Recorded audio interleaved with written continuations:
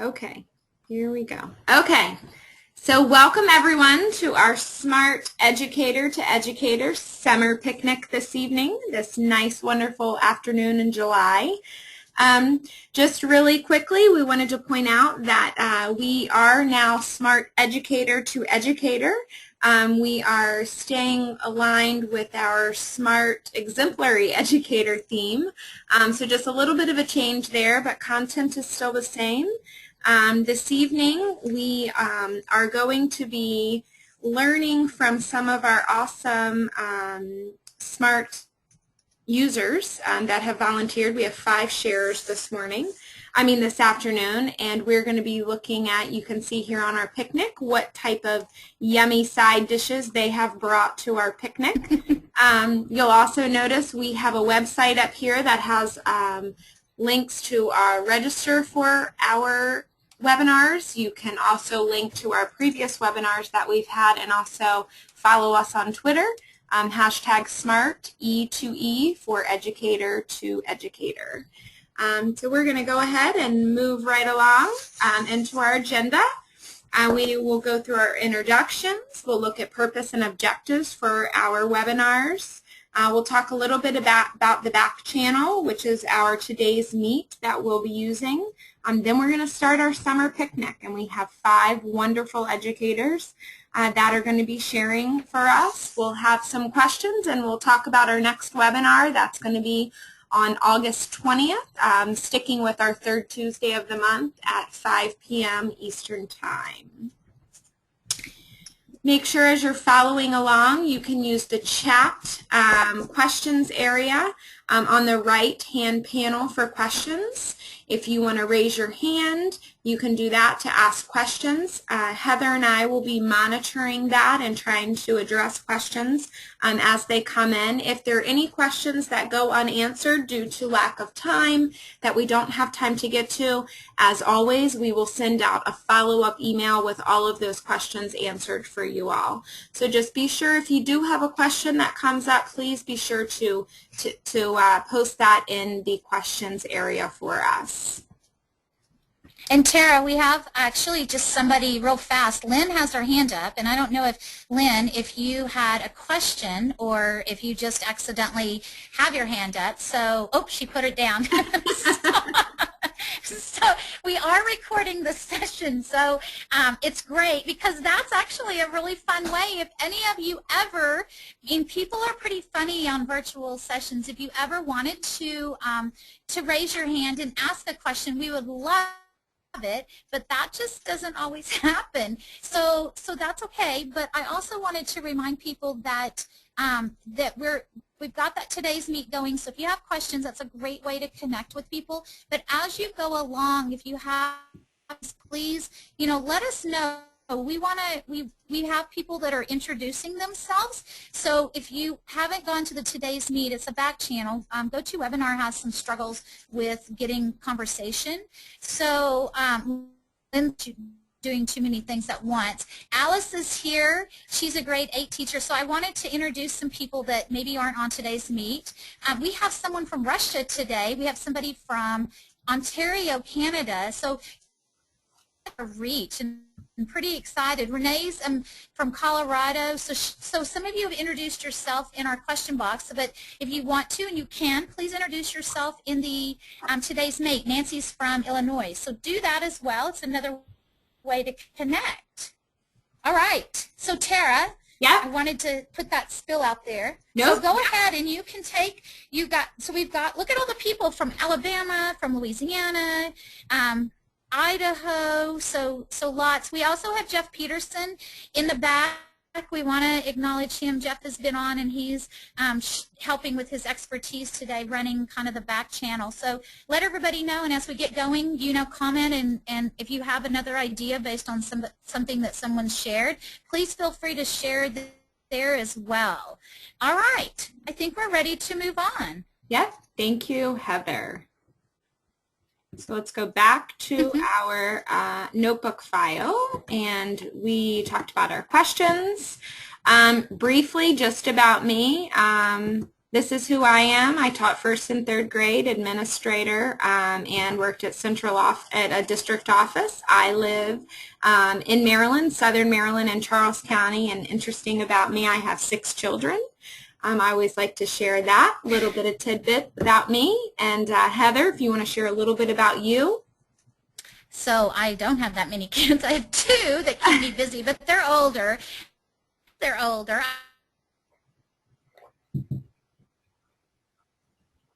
My little voice here. I was talking to someone today about that.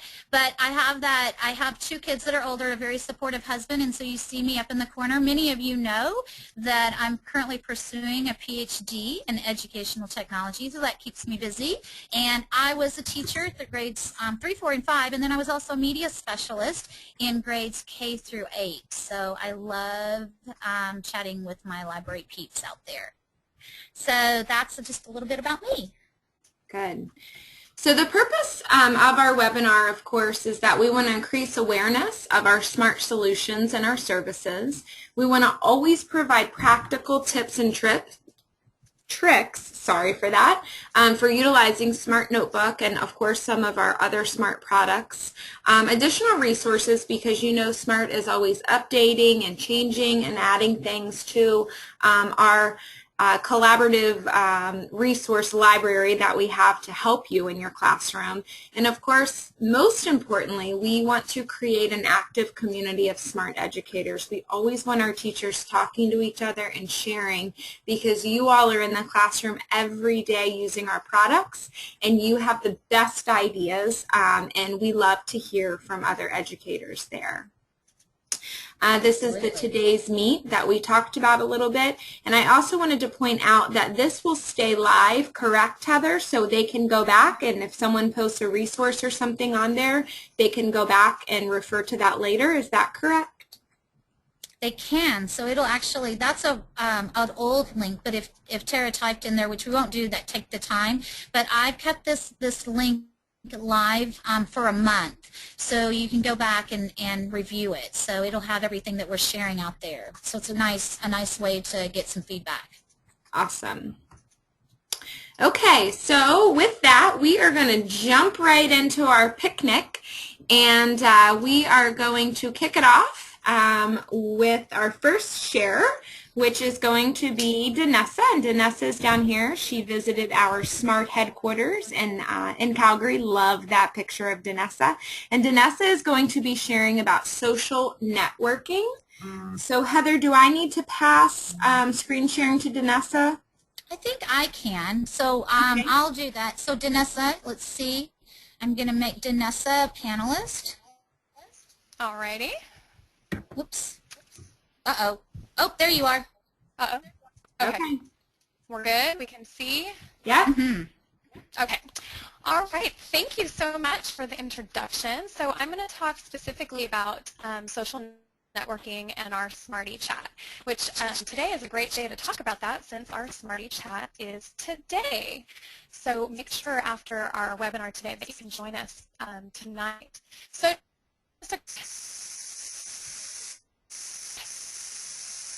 just a little rundown. Over 12 years now. I can hardly believe it. I've been teaching middle school for 11. I actually started as a kindergarten teacher and made the jump to English after that. And I'm still here. I'm still alive. So there you go. I'm a smart exemplary educator and Google certified, and I love to travel, continue learning, and of course love technology. I love, love, love it. So let's typically talk a little fast. So if anyone wants to give me a shout out to slow down, let me know. So first up, just some information about the Smarty Chat, and you can see this is called a S'more, and we post this around every now and again just to give a little info on the Smarty Chat.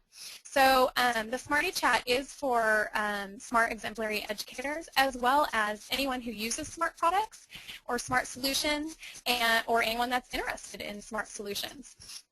So this is our little flyer, and it's updated weekly to go with the chat. We have our little logo here.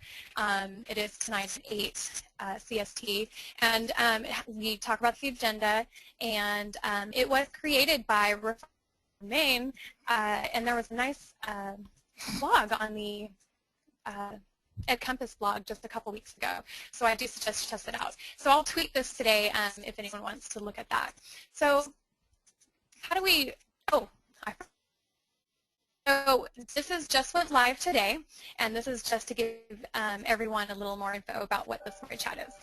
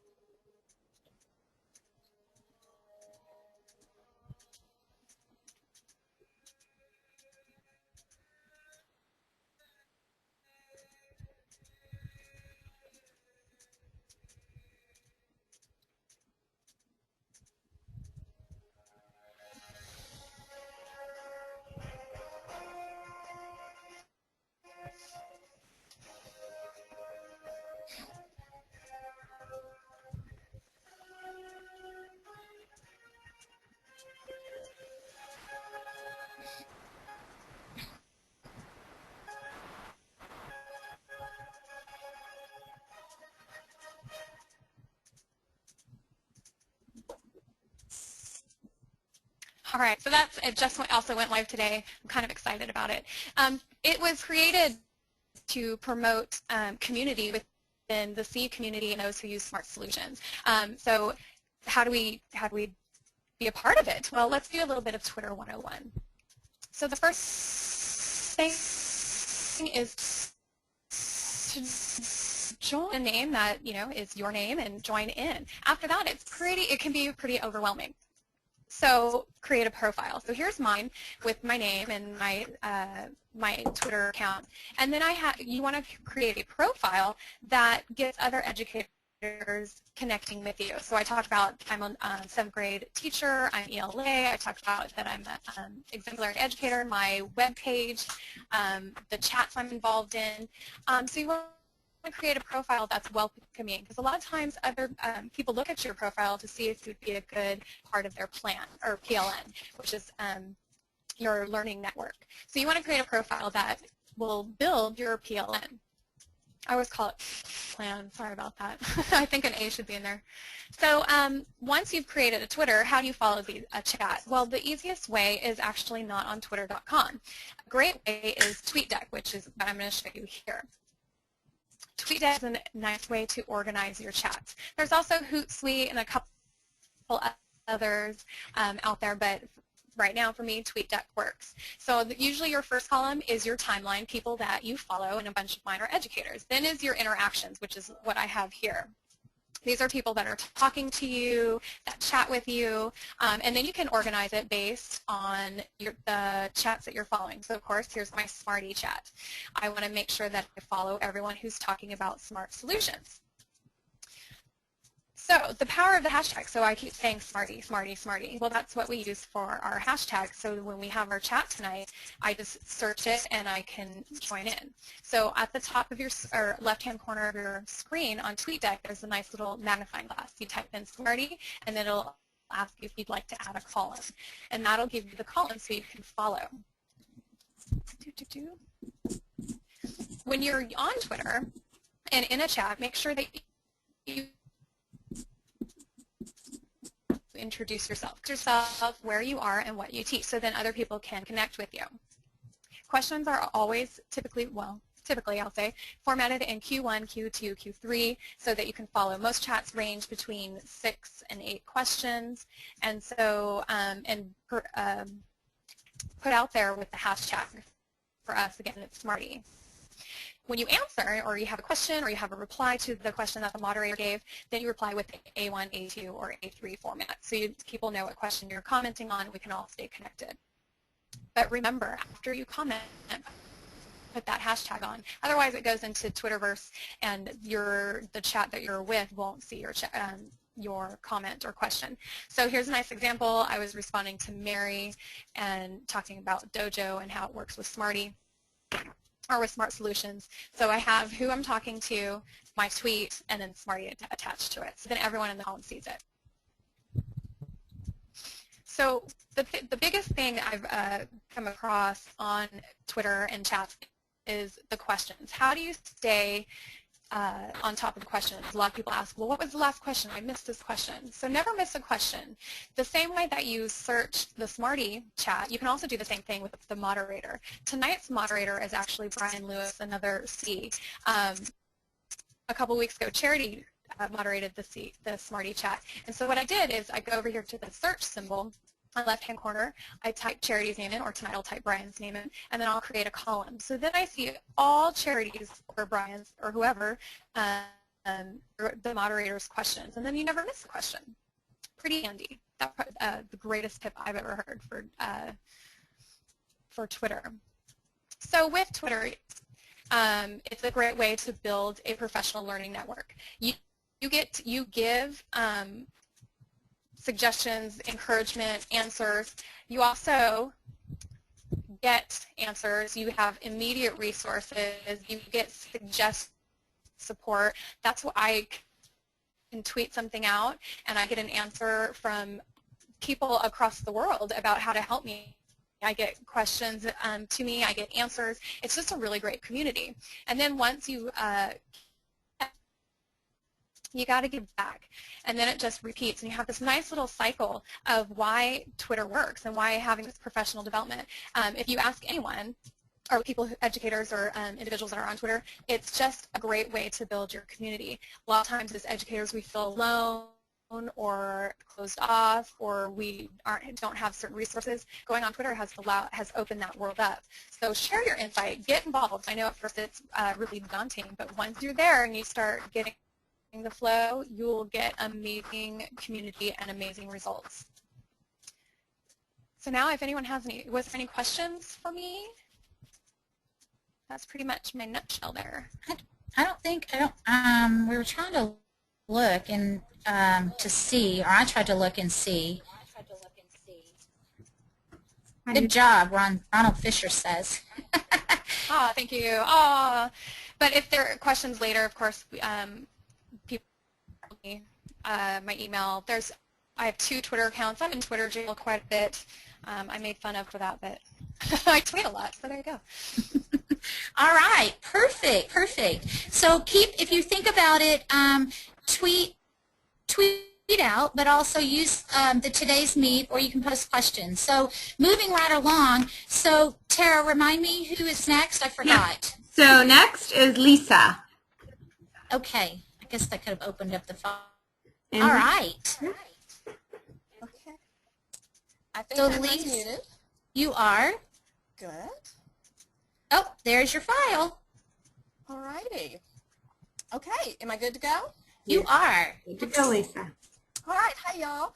I am Lisa Gossard from Dallas, Texas. I'm at Preston Hollow Presbyterian School and have been here over 30 years. I'm now the technology coordinator, but when I started here, we didn't even have the old Apple IICs or E's. So I'm seeing technology grow a lot here at Preston Hollow, and I'm looking forward today to sharing with you some hide and reveal tips through Smart Notebook that are really easy to create, but I think have kind of a big wow factor. So I don't want to spend a lot of time on me, but I did want to show you a picture of my only child. I have vicarious children, nieces and nephews, and then my big boy Marlo. So that's my guy. Okay, so hide and reveal techniques. On this page, I'm showing you some tap to reveal techniques. You'll notice that I've put a mixture of different kinds of questions on the screen here just to show you some ideas of ways you could use this. Obviously, you probably wouldn't do that. You would have just one. But like I said, just wanted to show you some ideas. And I've put a directions tab because I had created some of these for some classroom teachers and just wanted to give them some ideas of ways to use this. If you're creating this for yourself, wouldn't need to give yourself directions, but I was suggesting to the teachers they could limit how many questions are shown to get everybody engaged, have the students at their seat writing their answers on whiteboard or a piece of paper. And then one student comes to the board, puts their answer up, and taps to reveal it. So here is a vocabulary question, a figure with 3 straight sides and 3 angles.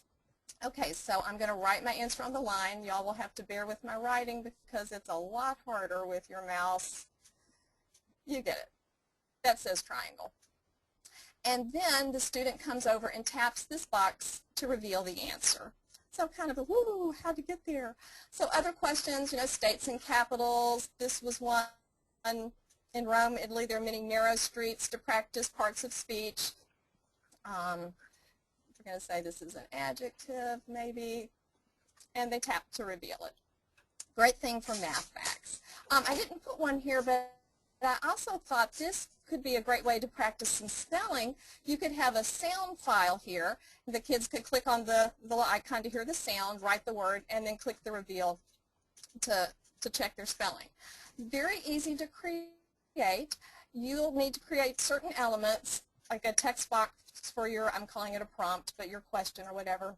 A line for the word, text box for the answer, and then a box that's going to be your reveal box. Just use the shape tools to create that. Once you create it, you will want to fill it through your properties. I'm going to make mine green. And then using the object animation is where you make it reveal. Under object animation, I'm just going to choose fade out. I'm going to leave it on when you click on it.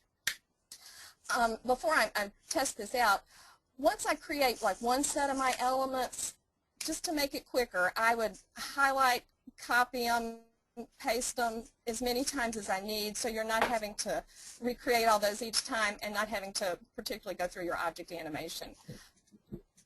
And so here's my box, and when I click, it reveals. So that is tap to reveal. This screen is erase to reveal. Again, a mixture of content. You would put what you want. Vocabulary, the student comes up and writes their answer. This would be a great thing to do with vocabulary for other languages. I'm just going to choose N for noun here. Then the students get an eraser, and then they come over in the answer box and erase to uncover the answer. To create these yourself, you have your question, your definition, a place for the answer, then have the answer. Then to get one of your pens, and you want to choose a color that is the same as the background. I'm thinking that's it. And then I'm going to make my pen a little fatter and then come over and cover it. Now, I've noticed in the newer version of Notebook, and this was happening in the beta version too, that the pen color doesn't exactly match the background, but it's not a horrible thing. The answer is covered up. And then again, the students just get the eraser and erase it. So this is to make, you just have to match up your pen color with your background color. Okay, next is your basic hide and reveal. And obviously this is one with states and capitals. State over here, drag over to the side to show the capital. Again, you can do it with any content. And if you had them all moved over here, then you could start on the capital side, move over, show the state that it's the capital of. In creating these hide and reveal activities, you're going to have probably just two different color of your boxes, and then you need to create a text box to have your answers in. Then you're just going to make the text on this left side the same color as the background on the right side. I think that's the one. And then obviously the right side is going to be the same color as the left. We'll see if that's right. Okay, good for the right side. I might be a little off on the left side, but obviously you would get it to work. And this is definitely a case when you get it set up and copy and paste it so you're not having to go through and try to match up those colors each time. Okay, here is another, looks like your basic hide and reveal. Here's my question. I'm going to drag this over to show the answer. But on this one, we're going to activity up just a notch with the magic tunnel. Okay, so we have a magic tunnel, and the students drag the question through, and then the tunnel brings the answer out. So that's just kind of a different little way to do the answers. The students can drag the tunnel down to bring the next question through. I got this particular tunnel through the Smart Exchange. I searched for magic tunnel activities, and this was activity, so I just borrowed it from there. You can also create your own just with creating kind of a box or a log type thing. I'm not going to show you how to do that right now just for time's sake, but in a minute I'm going to show you where you can go to learn how to do that. In some of the activities I've created for my teachers, I've put a tunnel for each prompt so that the students can come up and write their answers. Oops, that's a little too big. Write their answers on the line and then drag their answer through to check it. Again, those at their seat could be writing their answers down. Oh, it's a noun. Oops. Those at their seats could be writing the answers down and then come check it. Definitely one of those cases when create your elements, copy and paste so that you're not recreating the wheel all the time. Just a few tips. Like I've been saying, create your set of elements, copy and paste. And then what I've done, which has saved a ton of time, is I've kind of created templates for each of those kinds of activities, and I have saved those in my content under different kinds of hide and reveal activities. So then when I want to create one, I can just go in my content, get that out, and put in a different set of questions and answers, and I'm not having to recreate everything again. So that's just a little time saver. To learn how to do the magic tunnel or more hide and reveal directions, if you go to Heather's site and click on the looking for something link, down here she gives links to many different notebook tutorials, but all the hide and reveal activities that I've talked about have tutorials listed here. So you could find out how to create your own magic tunnel there. So that's it for hide and reveal. Thanks for your attention, and I hope you've gotten something from this info today. Feel free to contact me if I can help you in any way. Otherwise, go forth and hide and reveal. That was awesome. Love it. Good job, Lisa. Thank you. I appreciate it. Yeah, it was excellent. All right, Tara, who's next? So next we have Ashleigh, and she's going to be sharing Infinite Cloner. All right. So, yeah, so Lisa's stuff was fantastic, and that plug for my website is out there, so that's good. And love that. So everyone knows on the webinar, all of these resources will be posted when we send out the email, the follow-up email. So you'll get all these files. Yeah. Oh, there's Ashleigh. There you are. I think I'm ready. Can you hear me? Yep. You are. You're there. Okay. My name is Ashleigh Jensen, and I'm the Ed Tech Specialist for my district in Kuna, Idaho. We're a real small rural district about 20 minutes south of our capital in Boise. And I do have my email and my Twitter handle on there as well. And I saw in today's Meet people were talking about Twitter being awesome. And it really is. It changed my professional career. So if you're not on Twitter yet, I would encourage you to join. And the Smarty Chat was actually the first chat and one of the main reasons why I involved in Twitter. So that was kind of my gateway drug, I guess you could say, to the world of Twitter. This last year was our first year with smart products in our classroom. So we installed over 200 smart interactive projectors and smart boards. This year we really focused on just basic training, how to turn on and off, how to use them as whiteboards.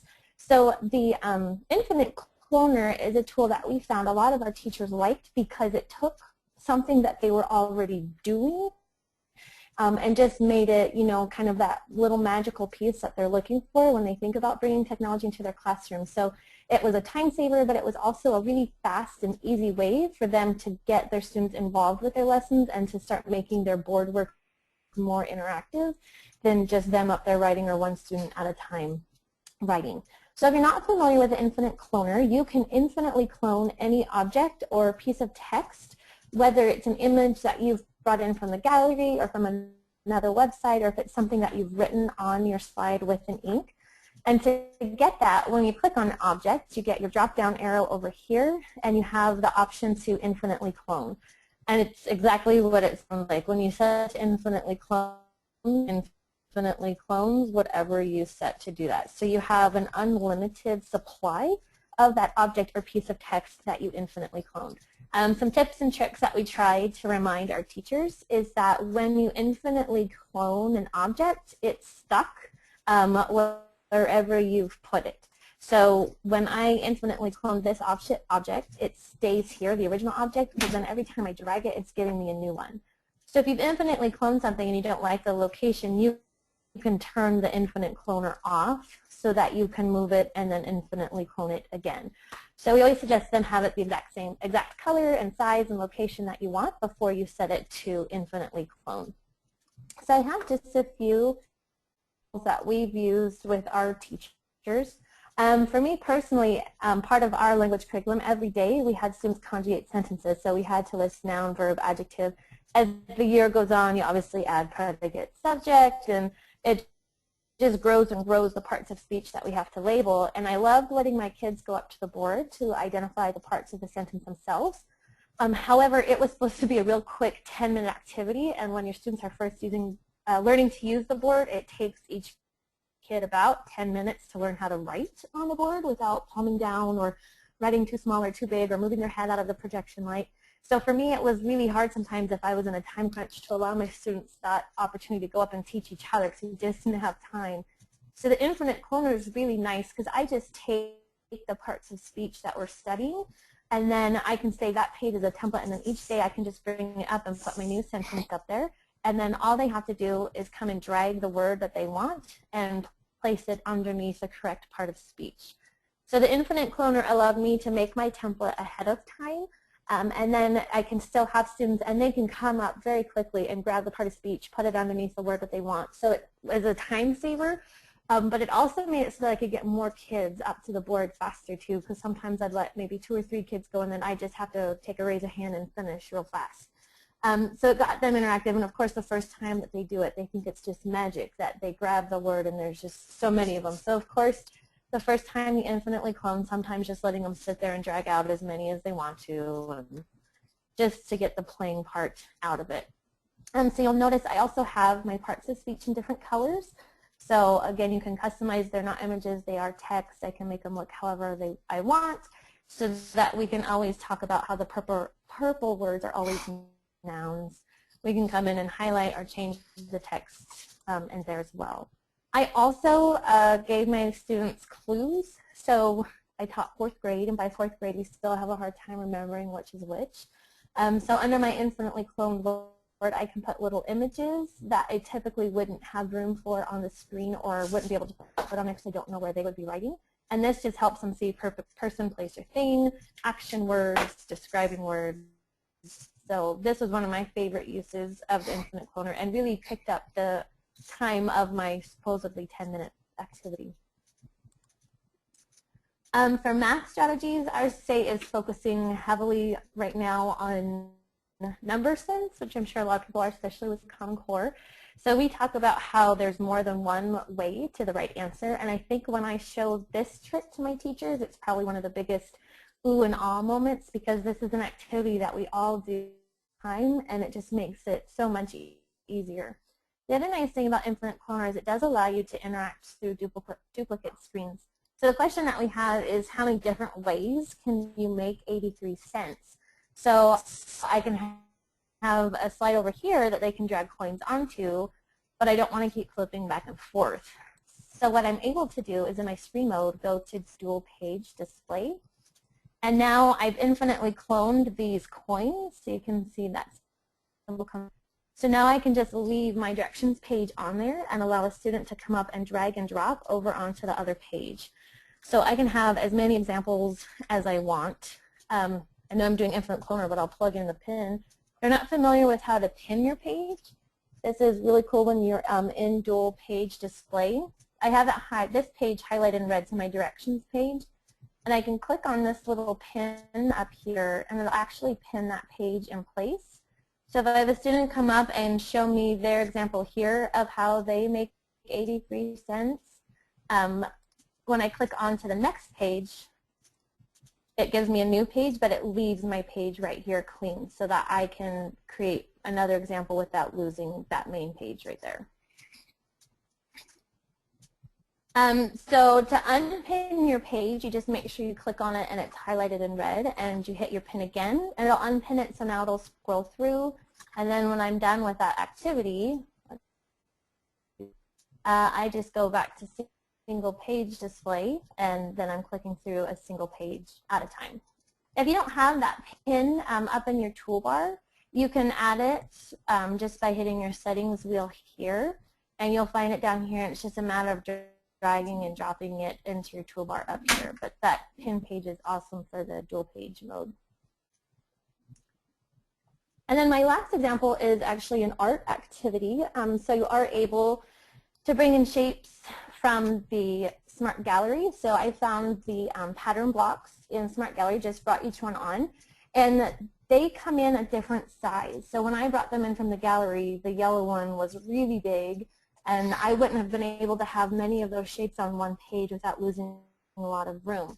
So what I did is I brought all of the shapes in at one time, and then before I infinitely cloned them, I selected all of them at once to shrink them down. Because if you shrink them down one at a time, you lose the proportions, so that when I go to sit them side by side, they don't always fit because I've shrunk them at different times.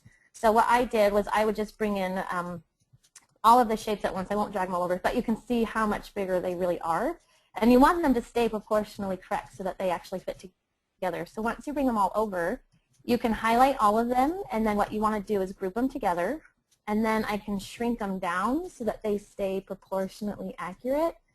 And then I just bring my drop in and ungroup them, and now I have smaller pattern blocks, but that are still proportionately accurate. So again, this is all stuff you want to do before you infinitely clone an object. You can't change the properties, but that's a really good trick and tip to remember. There's lots of things in the gallery that are meant to be kind of puzzle pieces to fit together. So if you need to resize them, bring all the pieces in at once and resize them at the same time so they stay proportionate. So now what I can do is I can have students come up to the board and make a symmetrical object with my pattern blocks. And then once they're done, they can grab a pen and they can actually draw the line of symmetry or lines of symmetry to show everybody what they've done. And then I can either pin this page and have blank pages like I did with my math one, or just after a shape is done, I can delete out their blocks and then let the next student come up. So just a few different tips and tricks. I always tell my teachers, it's in SMART, once you learn what a tool is and what it can do, what it then takes is just coming up with those creative ideas of how to do it. Learning the tools is the simple part, right? That's just clicking on an object and saying infinitely clone, but it's now that creative process of how can I make that work for my lessons. And probably the #1 place to find that is on the Smart Exchange, because people have thought of creative ways to use all sorts of tools inside of Notebook as well. Thanks. Thanks, Ashleigh. Oh my gosh, Ashleigh, I don't know if Tara's on there, but that, you guys, I mean, all of you are so, this is fantastic. I hope our viewers are just like, if you haven't thought of some of these things, I hope that you are loving this and being able to take these. So we've got our today's meet going up there, so I'm going to switch over. So keep using that, and I know some of you aren't on it, so I'm trying to post some things onto the into the chat on GoToWebinar. So who's next, Tara? Next we have Melissa. She's going to show the edit page feature in Notebook. All right. Fantastic. Okay, I'm here. Can you hear me? We can. Oh, there you are. Okay, let's see. Can I just, how do I, screen sharing? Oops. You don't have to do anything. We can see Yeah. you. Oh, okay. So you can see, Yep. okay, but I've got a screen on here that I just want to X out it. Oops, Oh, nope. put that little orange, click that little orange button, and you Oh, should be there it able is. to, Yeah. yay. Yay. Okay. Hi, everybody. My name is Melissa Jurick, and I'm very excited to be here today. I've been teaching music for 20 years, and I started using smart products about 7 years ago, and it's totally changed my world. I tell people it's revolutionary. This year will be my first year at St. Francis Episcopal Day School in Houston, Texas. And I will be their music specialist for the lower school, kindergarten through 4th grade. And I'm happy to say that there is a smart board in the music room. I use the board every day in every class. And if you happen to live in the Houston area and want even more ideas, I'll be presenting 2 smartboard, 2 notebook sessions at the Grace School Tech Conference on August the 14th. And you can send me an email on the address you see in front of you. And I don't have, I haven't been giving a school address just yet, but hopefully I'll be getting that soon. And so I'm excited to get started here. I'll be presenting page grouping, which is in what's called the Edit Page Groups feature in Notebook. And so I'm going to start by showing you how to get there. There are 2 ways to edit page groups, and I use it to organize all my notebook pages. I have huge files because I organize things daily and weekly, and then they go into monthly lessons.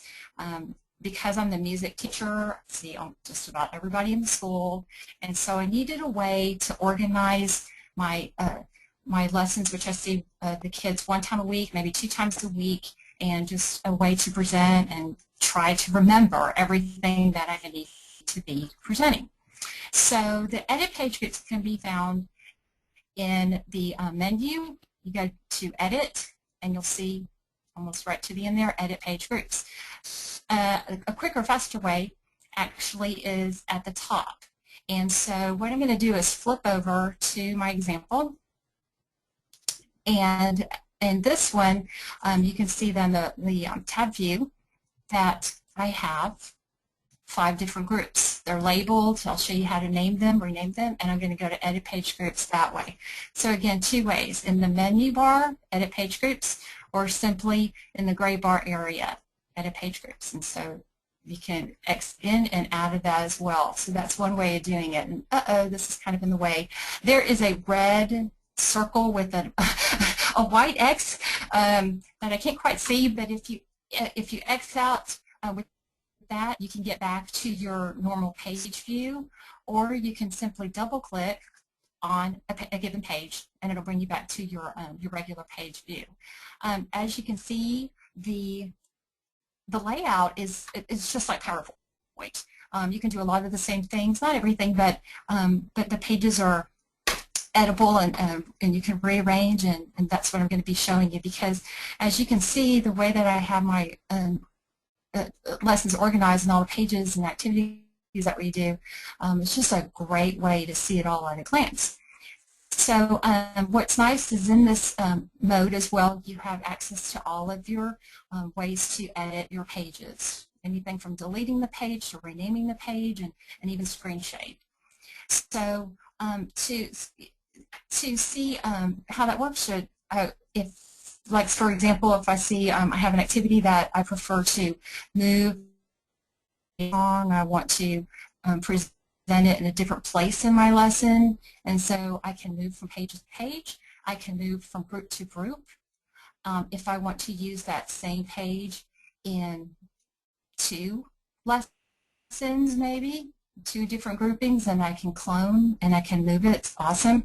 I can highlight pages and move them as well, just like slides in PowerPoint, and move them at will, however I need. To add a group, for example, you could do that 2 ways. I can click on the button, Add New Group, and that's going to appear at the bottom of the screen. So in this case, it'll give me, go ahead and tell me to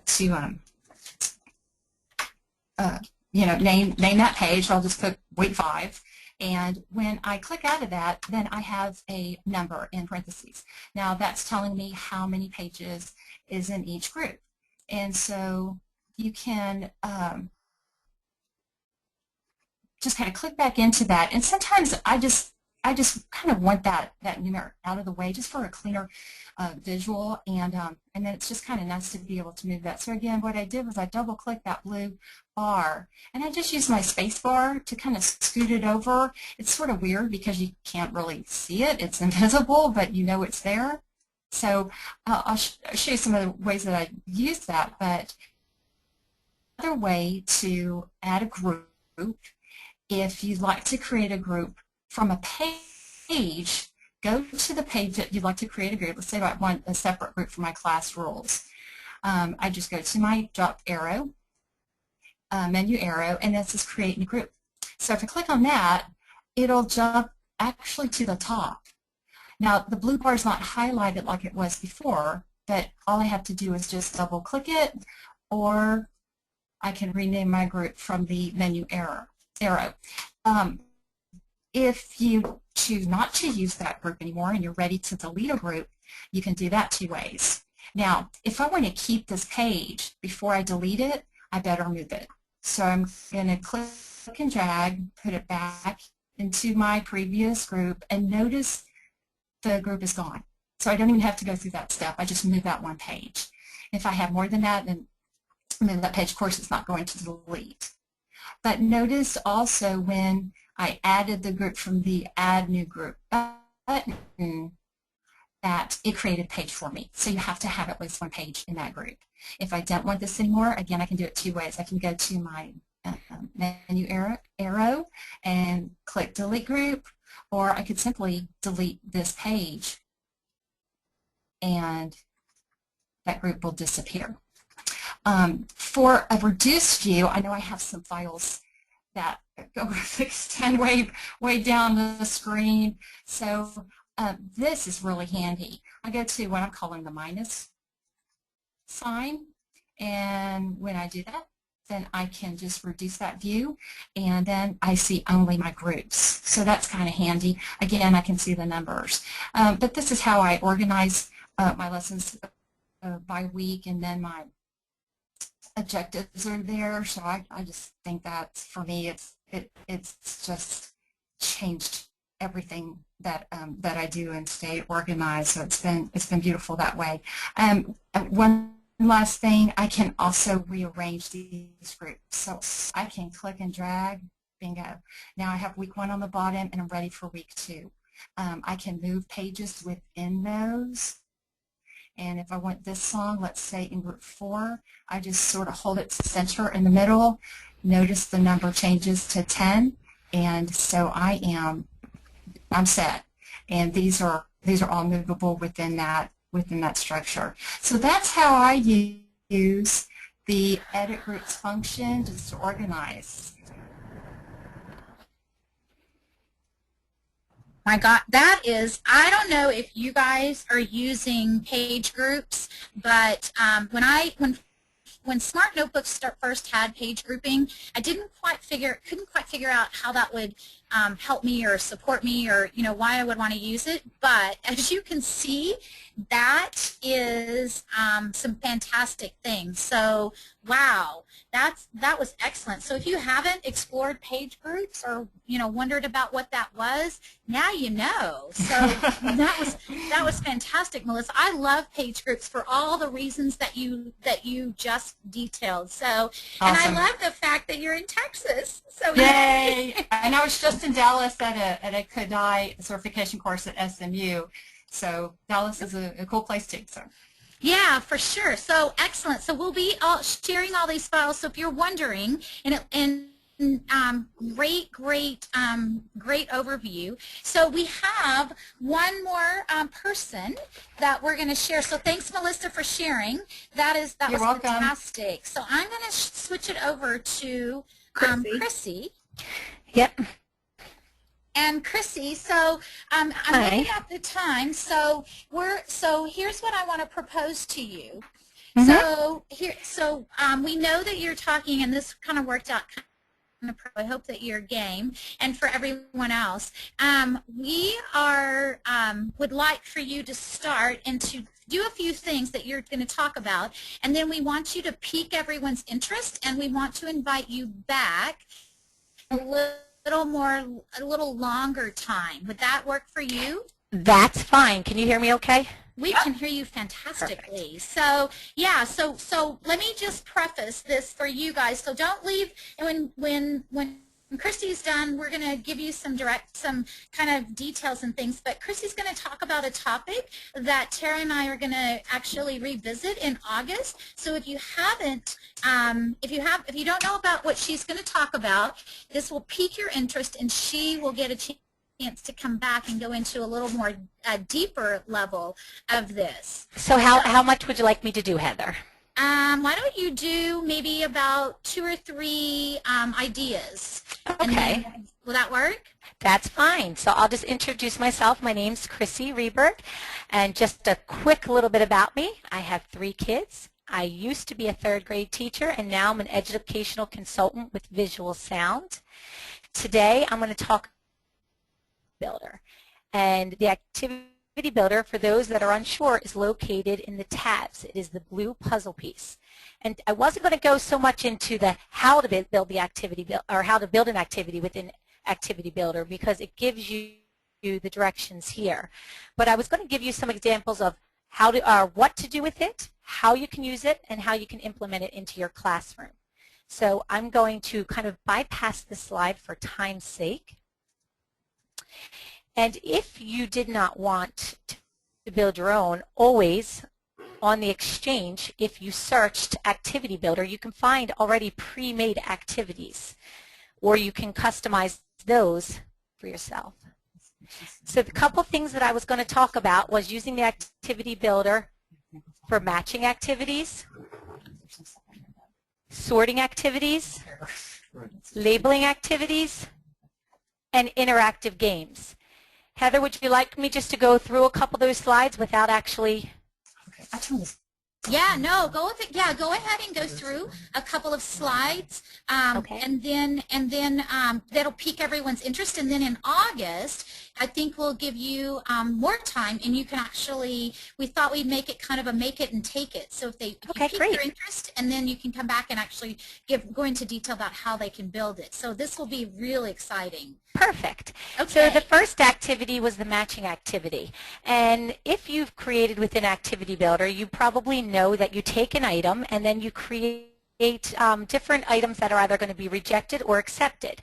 But one thing you might not know, and this is why I put ELL students down here, is you can actually add sound. And then you can have the students create the picture that goes with that word. If it's correct, it'll be absorbed in. If it is incorrect, it'll be rejected, or it should be rejected, of course. So Chrissy, just so you know, sometimes sounds in GoToWebinar don't come out. So we didn't hear it, but we. So. Oh, you're not. Oh, okay. I'm sorry. So that's okay. Just nobody. I mean, I didn't know that until. So it doesn't really have anything to do with you. It's just, I guess, the funnel of the sounds. But we're going to share some files so they'll get to see it. Okay, great. So for those of you that aren't hearing it, so basically, I've added sound to say what each of these words are, and then the pictures actually give the definition. So the kids are able to match the word up with the definition, which is great for those students who are learning English as a second language. Next, I had sorting activities. So you can use Activity Builder to sort different activities. I don't have sound on this one, but I have your verbs and your noun, and the kids are to match the pictures, whether it's a verb or a noun. But what's really nice is you can go into Gallery and you can pull in the pull tabs that maybe have directions on them or definitions, as you can see I have here. So you can add, in addition to actually building your activity, you can add other. So think, is it a noun or is it a verb? And mine seems to be sticking, but it should be absorbing it. There you go. So you could see, there, looking for me. Okay. So you can use it as a matching activity, as a sorting activity, and the third one I wanted to show you is a labeling activity. If it's not correct, it'll shoot it back. If it is correct, it'll stick. All of these, whether it's using it as a labeling, a sorting, or a matching activity, can all be also used for assessments. And the very last one I wanted to show you was interactive games. Again, could be used as an assessment.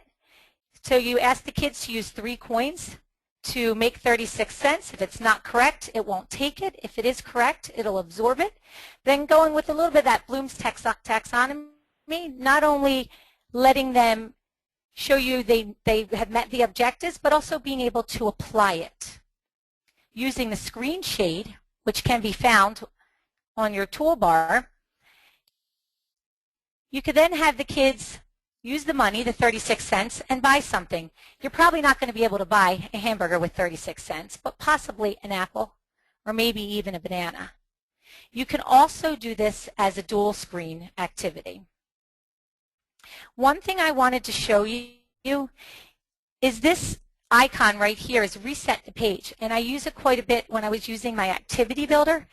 Once you hit reset the page, it resets your page to what you does so that your activities, whether it was labeling, matching, or sorting, or the interactive games, will all be set to the original state. So you can have kids come out one after the other and do the activity over again. So a quick review: matching activities, sorting activities, labeling activities, and interactive games. Just a couple of other quick ideas. I apologize because my thing seems to be a little off here. Actually, Chrissy, we might need to stop right there if we can. Okay. Just looking at time because we're about to wrap up in a couple minutes. Sure. I think that was awesome. I love those activities. I actually can't wait to get your file.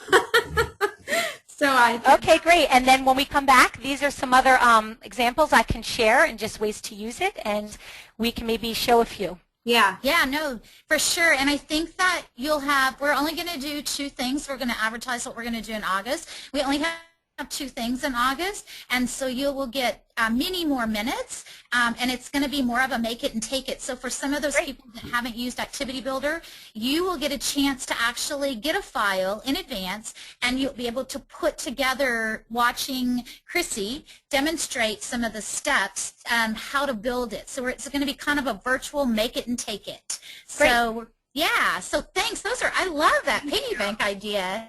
That was fantastic. Yeah. All right. So, Tara, I'm going to switch it back to you. Okay. Yes. I know, lots of switching tonight. So I just wanted to remind everyone of our next webinar, which is going to be on August the 20th, 5 p.m. again. You will receive an invite from Heather or I in the next couple of weeks. Again, I wanted to showcase our new website that we have where you can go and register and look at previous webinars. Our hashtag on Twitter, so find us on there. And next, our call to action, I do apologize. If you have not logged on to CoursePark yet, we would like you to.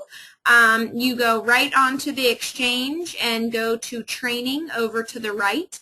When you click on the training link, it's going to launch you right into CoursePark, which is our new learning space. If you all use the Smart Learning Space, this is where we're housing all of our training and professional development now. And you're going to use your Smart Exchange credentials to get into CoursePark. And there's going to be some exciting things happening on CoursePark in conjunction with our Educator2Educator webinars. So Heather and I are really, really excited about that. But again, we just want you guys to go ahead and log on and kind of get your feet wet in CoursePark so you'll be ready for that new initiative that we'll be launching in the next month or so. And other than that, I want to say thank you. And at the conclusion of this webinar, there will be 3 survey questions. If you really wouldn't mind just taking a minute to fill those out, we'd really appreciate it. It's just to further help us plan these webinars so that they're fitting the needs of our viewers. Because in the end, that's what we're doing this for, is to help you. So with that, I'm done. Heather, do you have anything to add? No, not, I mean, I will hosting, you'll get the video link, but it'll stay live for a couple of weeks. But the resources, will get an email to you with how to download all the resources. So you'll get in 3 or 4 days, but I will upload the video to my YouTube channel that's on my heathersdigitaldashboard.com. So if you're anxious to see some of those things that you learned today, that's where you'll be able to find it as well. So thanks to everyone. So thank you, everyone. It's fantastic. Thank you to our sharers. We really, really appreciate it. Okay. All right. Perfect. Thanks. Well done. Thank you. Bye-bye.